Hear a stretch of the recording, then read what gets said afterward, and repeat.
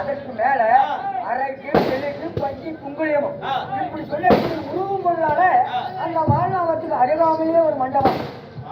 அருமகளே, உருவம் கொள்ளாத மண்டபத்தை கட்டி அதற்கு தீ வைக்கணும். அதுக்கு யார் தெரியுமா? யோசனைகள் வந்துதான் உனக்கு நம்ம கடிபட்டு அவனுடைய குடும்பம் பெரிய குடும்பம்.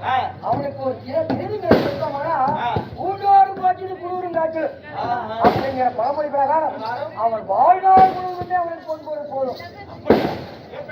யோசனை பாண்டவரோட நினைத்து கிட்டப்பட்ட தளர்ச்சி 15 நாளைகள் அந்த திருவர டைம் கரெக்டா அவன் பார்த்துருக்கணும். அந்த புரோசனம் அவனுக்கு நாம கொடுப்பது பொன்பொருள் தான். நாம சொல் பிறகு அவன் அறந்தோம். ஆனால் அதுக்கு தீ வைக்கிறதெல்லாம் அவன் திறமை. அது மட்டுமல்ல, இதுக்கு ஒரு நீதிமான் சிற்ப சாஸ்திரி. அவன் கனகங்கள் தான் சிற்ப சாஸ்திரி. ஆமா, அந்த சிற்பத்தை அழைத்து நாங்க சொல்லக்கூடிய வேலையை செய்ய சொன்னா என் மருமகன் துரியோதனை அவன் சொல்லுக்கு படித்து எப்படி கட்ட விடுகையோ அப்படி மண்டபம் கட்டுவான். அதனால நான் சொல் பிரகாரம் மாணவனுக்கு அனுப்பது ஒரு தந்தை கட்டணம் கட்டுவது கலைஞர் தீ வைப்பது புரோசனம். இதுக்கு யோசனை செய்வோம். எப்படி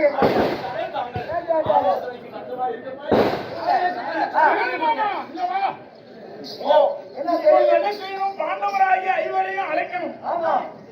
மந்திர மார்க்கமாக என் தந்தையாருடைய வார்த்தை படித்து பாண்டவரை வாரணாவதம் அனுப்பணும். அப்படி பாண்டவரை வாரணாவதம் அனுப்பிய பிறகு அங்க சிற்பி, அதாவது சிற்பி அரக்குமா மாளி கட்டணும். அரக்குமா மாளி கட்டி அரக்குமா மாளிகையிலே ஐவரும் வழிபடி ஒரு ஏற்பாடு செய்யணும். அதனால் இப்பொழுது பாண்டவராகிய ஐவரையும் அவர் தாய் குந்திதேவி 6 பேர்த்தையும் நாம அஸ்தாபர் ராசபைக்கு அழைக்கலாம். அதற்கு பிறகு என் தந்தையாரிடத்தில் சொல்லும்படி செய்து என் தந்தையார் பாண்டவரை வாரணாவதம் அனுப்பட்டும். அதுக்கு மேல ஏற்பாடு செஞ்சுக்கலாம். வாங்க போலாம். ஐவரை படித்தால் இதற்கு என்ன செய்வது என்று